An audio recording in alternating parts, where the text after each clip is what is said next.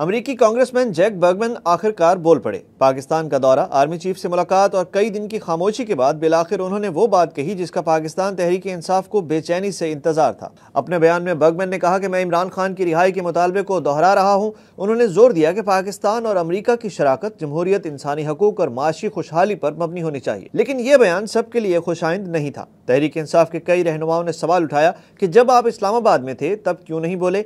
क्या फौजी क़यादत से मुलाकात करके ही वापस चले जाना काफी था? साबिक मुशीर शहजाद अकबर ने कहा कि यह तासुर खतरनाक है कि अमेरिका सिर्फ गैर जमहूरी कुव्वतों से राब्ते में है, जबकि साबिक सदर PTI USA सज्जाद बरकी ने कहा कि मुंतखब क़यादत को नजरअंदाज करके आपने पाकिस्तानी बरादरी को मायूस किया। लेकिन कुछ आवाजें हिमायत में भी बुलंद हुई। शहबाज गिल ने कहा कि कांग्रेसमैन का काम जेल तोड़ना नहीं, इससे जो हो सका किया और हम शुक्रगुजार हैं। जुल्फी बुखारी ने लिखा कि हम प्रोटोकॉल समझते हैं, लेकिन खुशी है कि आपने सच्चाई को पहचाना। सवाल यह है कि क्या बर्गमैन का यह बयान पाकिस्तान में कोई फर्क डाल सकेगा या यह महज एक सियासी ट्वीट थी? फैसला आने वाला वक्त और हालात करेंगे।